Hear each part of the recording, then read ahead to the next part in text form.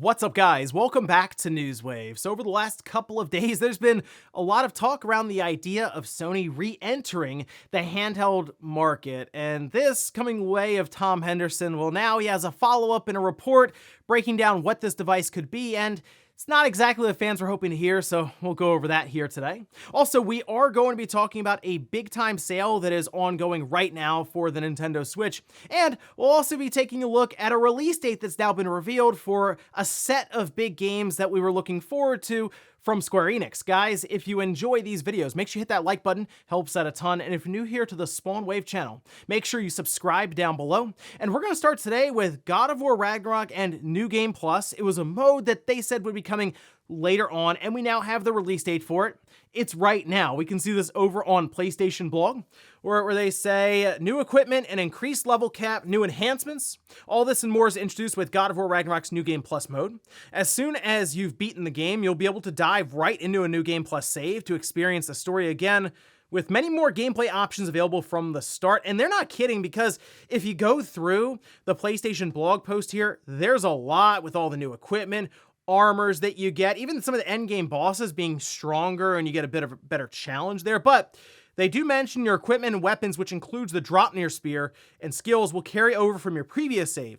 So you'll be able to use your entire arsenal from the beginning of your journey, which is awesome because that spear comes in clutch towards the end of the game. So it's great to be able to use it right away. And I'm kind of glad they're doing this now, because there is no way I'd be able to go back to God of War Ragnarok, even for New Game Plus, with how hectic it's about to be. Some of the titles coming out here soon seem like they're going to be some pretty lengthy experiences, with obviously Tears of the Kingdom, but also something like Final Fantasy 16 and even Jedi Survivor that sounds like it's going to be much larger than even I was anticipating. But hey, good stuff here. If you're waiting for the New Game Plus mode for God of War Ragnarok, go check it out. It's available now. Also, we did get confirmation that there is indeed a live-action Street Fighter movie on the way, which we can see this posted up over on Twitter from the Street Fighter account, saying a new live-action Street Fighter movie is in the works, co-produced by Legendary Entertainment and Capcom. More news to come in the future. We heard some early indications that this was going to happen, with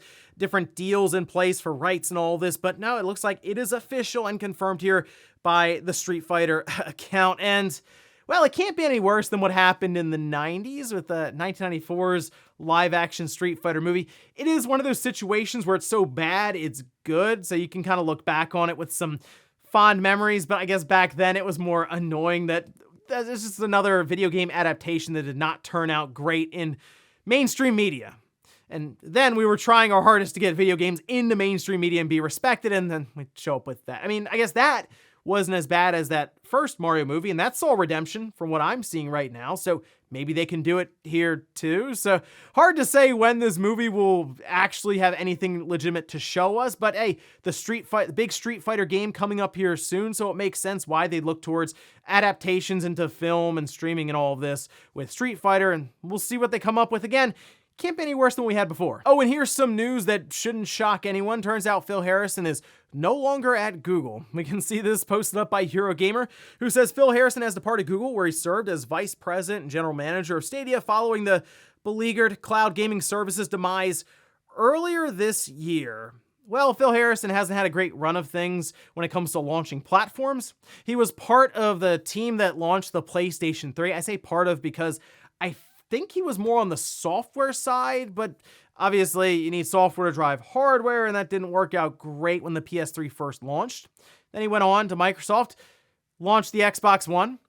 Didn't go over well. Microsoft's still trying to recover from that to this day. And then Stadia. So now I'm curious, who's going to give him a fourth shot at it, because he seems like he's really good at convincing people they can launch these systems. And guys, with some of the quick news out of the way, let's get into the bigger stuff. Let's start right away with Sony and this rumored handheld that we did get a bit more information on, and unfortunately didn't go over the best, and I understand why, because while many people were hoping for a return to the handheld market from Sony with a Vita 2, turns out we're getting a Sony Logitech G Cloud. Let's take a look here. This posted up by Tom Henderson over Insider Gaming, where they say, codenamed the Q Lite, the next PlayStation handheld is the next piece of Sony hardware that aims to be yet another piece of hardware that requires the PlayStation 5. It's not a cloud streaming device, but instead uses remote play with the PlayStation 5. Remote play has been around for a long time, since the PS3. In fact, from what I remember, that was the first way we were able to play Lair without needing to use the 6-axis motion controls specifically, because on the PSP, you could use the joystick. So that was like my earliest memories of remote play, was trying to circumvent some really annoying controls back in the day for Lair. But they say it sports and adaptive streaming up to 1080p and 60 FPS. It will require constant connectivity to the internet, so that's going to limit you based on where you can play the thing, obviously, especially if there's no mobile network that can connect to it, and you have to just use Wi-Fi. But as for the console's physical features, early prototypes show the console will look a lot like a PlayStation 5 controller, but with a massive 8-inch LCD touchscreen in the middle. They will still be using adaptive triggers, haptic feedback. There will be volume buttons, speakers, audio jack, all that sorts of things. And it kind of feels like Sony wants to do a handheld, but they only want to go halfway, because they want it all to tie back to their PlayStation 5 console. That is the big driving force, and what they are trying to get to every person out there who is into gaming, and even people who are not into gaming, as we've seen things like the Last of Us series push people towards the PlayStation brand with Last of Us Part 1. Didn't work out the best on PC, but obviously we saw the sales impact on the NPDs for the PlayStation 5 version. This, just another initiative for them to, I guess, get people to buy a PS5, but I have a lot of questions around this strategy in particular. And according to this article, it's still in QA, so still a chance that Sony gets cold feet or looks at the reception and goes, oh, maybe we won't do this. So right now, remote play can be done from your phone, tablet, all this through an application. You just sync up a DualSense controller and you're off and running. There is some setup work involved, whereas if you had a default device like this, that it knows you're using that device, so all the controls and everything are set up from the start, it'd make it a bit more streamlined. But is it worth the potential price point that I'd be a little concerned Sony might target here? I say that because we've seen several devices come out from Sony over the last, we'll say, year, and each time it's been a little more money than people were expecting. Think of the PSVR 2. Many people were thinking $400 to $500. Comes out, it's $550 to $600 based on the bundle or anything you get. We saw the DualSense Edge. Some people were thinking maybe $150 comes out. It's $200. So I think a good price for this that would at least give them a fighting chance is $200. But I kind of feel like Sony might reveal it as a $250 to $300 system, which is going to be a tough price point to sell people on, considering you need a PlayStation 5 in the first place. So once again, you're adding up this handheld with this PlayStation 5, and you end up in the, $600, $700, $800 range, depending on what they price this thing at. So that's a tough one, and certainly they're just marketing this towards people who already own a PlayStation 5, I assume, but they don't want to use their phone or their tablet or anything to do remote play, which is already something that not many people do, as I did run a poll just to see kind of where we were now with it. And we'll get to that, but it's not looking like a lot of people are jumping up and down to use remote play from the start. And clearly there are a lot of hopes that Sony might come out with a dedicated system similar to the Steam Deck where things be played natively, and I don't think Sony wants to hold up two platforms. It just hasn't worked in the past, and most recent example was the Vita and then the PlayStation 4.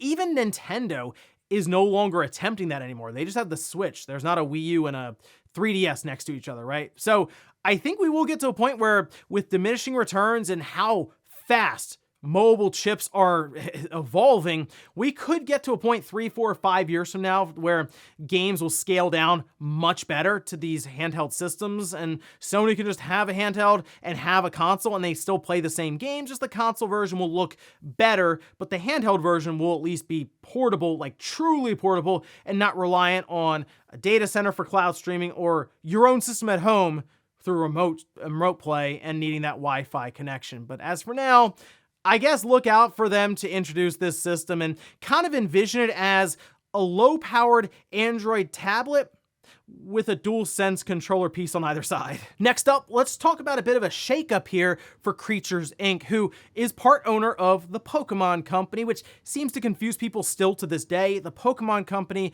was created as kind of a go-between for those three different companies, that being Creatures Inc., Game Freak, and Nintendo, where the Pokemon Company handles all the licensing rights and those sorts of things. And then the other companies are essentially broken up to different duties, whether it's developing the games, publishing them, or creating the Pokemon card, the trading card game, modeling different Pokemon animations, that sort of stuff. But it looks like at the top for Creatures Inc., we are seeing some new people come in. You can see this posted up by Joe Merrick, who says Tsunekazu Ishihara and Hirokazu Tanaka have stepped down as CEO and president of Creatures Inc. The new president and CEO is Yuji Kitano, with Tomotaka Kimura as executive vice president. So I've seen some people wonder if this was more or less the result or even a consequence of the poor release and state of Scarlet and Violet. I guess kind of. Okay, so the way I'm looking at this is a big project just released, and someone like Tanaka has been in gaming for development and all this, working in games essentially since the 80s, 1980 something. So maybe they're getting to a point where they're like, before we start the next big project, I'm going to kind of step down and look to distance myself, even retire at some point. That's a long time to be in gaming, and you kind of think about the future afterwards. So that's sort of what I'm looking at there. Not necessarily, oh, the games came out, they did not run well, they were beaten into the ground over it, and now they have to be on the outs. And Ishihara is also still the CEO at the Pokemon Company. So he's not leaving completely. He's just kind of pulling double duty, I guess, with Creatures Inc. and the Pokemon Company. But there's also a possibility that Ishihara, thinking the same way, maybe retirement coming up and pulling away from Creatures Inc., maybe eventually pulling away from the Pokemon Company and, just riding off into the sunset. But that's sort of what I'm looking at here. Will this have any major effect on the next Pokemon game? Well, Creatures Inc., again, does like the modeling, animations for the different Pokemon models and monsters, pocket monsters that you'll find in these games. So I don't necessarily think Game Freak all of a sudden is going to look over and be like, well, we got to develop these games better, because all of them are essentially on one big time crunch constantly. But hey, I guess we'll see going forward what happens here with Creatures Inc. Something tells me pretty much status quo. Next up, let's talk about a big time sale that is currently ongoing for the Nintendo Switch. We can see this posted up over on the sales and deals page. This is the Partner Spotlight sale. It has already begun. It'll be running until the 17th of April. And if you kind of look down through the list of games, there's some pretty good stuff here. I do like to point out any of the collections, like the Teenage Mutant Ninja Turtles, the Cowabunga collection, that coming in at $28, because there's a lot of value there as it is, but then you also mark it down 30%, and yeah, even better. You also have the Lego Skywalker, or the Lego Star Wars, the Skywalker Saga Deluxe Edition, down to $28. That's 60% off. They have been slashing the price on that game quite a bit. Persona 5 Royal, which is a game that takes over 100 hours or something to beat, now down to $42. So again, a lot of value there. You also have the Persona 3 Portable and Persona 4 Golden Bundle at $29.61. Crash Bandicoot 4, It's About Time, at $20. Doom Eternal Deluxe down 67% to $23. The Castlevania Advanced Collection at $12. Dragon Ball Z Kakarot Plus, a new Power Awakens set, that's down to $19.79. That game runs fairly well on the Switch, all things considered, for a portable version of the game. And, I do still like the run through of that game with the story that they attempt to follow as best as CyberConnect can, but I mean, there's also a lot of downloadable contents come out for it. Then Tony Hawk Pro Skater 1 and 2, that's $19.99. There's also the Klonoa series, that down to $19.99. Sonic Mania coming in at $10. Burnout Paradise Remastered at $9.89. And Legend of Heroes Trails of Cold Steel 4 Digital Deluxe Edition marked down 50% to $34.99. And there are still several other games on here that are marked down pretty well. A lot of 50 and 60% discounts in there. So take a look and, of course, leave some suggestions down below in the comments. And in our last bit of news, let's talk about the Final Fantasy Pixel Remaster series that we've been waiting to come to console for quite a while, as they went through, Square Enix, and slowly released each one of those titles onto Steam, with varying results, with the font itself being called out quite a bit. We now have a release date for consoles, that being the Switch and the PlayStation 4. Again, nothing for the Xbox. That seems to be a whole other conversation with Square Enix right now, but we can see this posted up over on Twitter. This from the Final Fantasy account saying the Pixel Remaster series launches on PlayStation 4 and Nintendo Switch at 8 a.m. Pacific. And interesting that they give us the exact time too, by the way, April 19th. So we're just 2 weeks off of Final Fantasy 1 through 6 appearing on the eShop and the PlayStation Network. And in fact, right now, you can pre-order the bundle, which is all of them on the Switch. It's going to be coming to the PlayStation Network here a little later, but ahead of launch, obviously. But that's currently up for $74.99.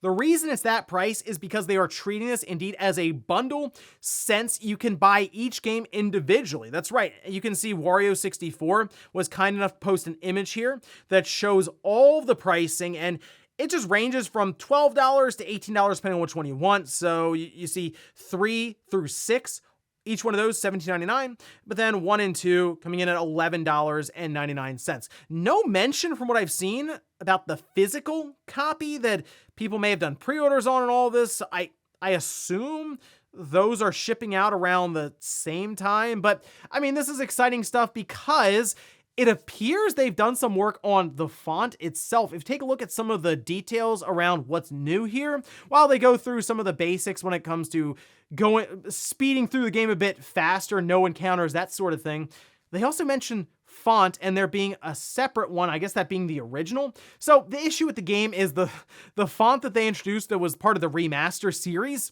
was not great, especially on computer monitors. And then you take it and think about it being shrunken down to the Switch screen.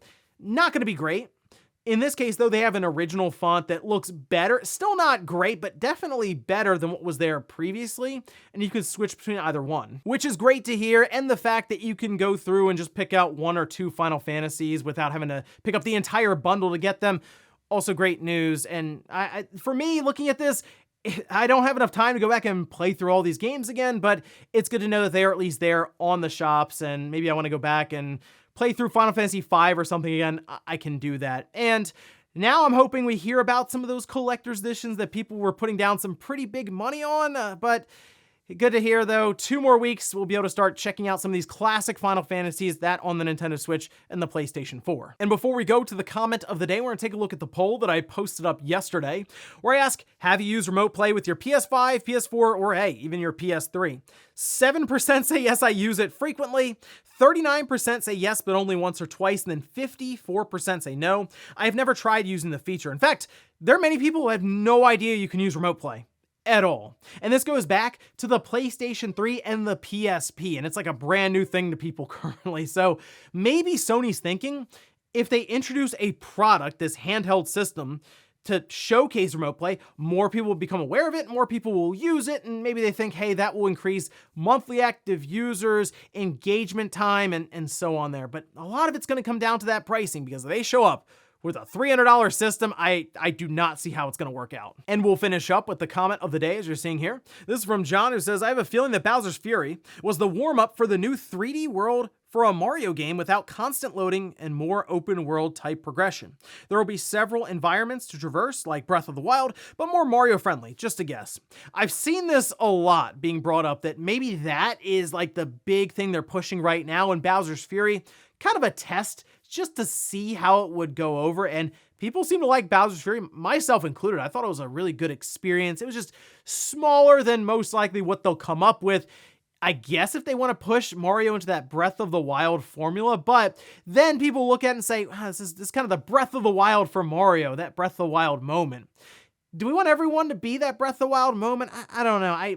I'm kind of thinking more along the lines of 3D Mario, still kind of sticking to that formula where it's basically like worlds that are broken up between loading screens or warp pipes or something, and they have some different mechanic similar to what they did with Cappy for Mario Odyssey. But something tells me we will find out more about a new 3D Mario here in the next year or two, because it's Nintendo. Turns out they're developing Mario games. And ladies and gentlemen, that's going to do it here for Newswave. If you enjoyed this video, guys, hit that like button. If not, hit the dislike. Leave comments down below about everything we talked about here today, whether it's Sony's handheld being a remote play device. Are you interested in it if the price is right? And then also, what about that sale currently ongoing for the Switch? Again, leave some suggestions down below. And then Final Fantasy Pixel Remasters, Are you picking up the entire bundle, a couple of them, or none at all? Thanks guys for watching, and I'll see you next time.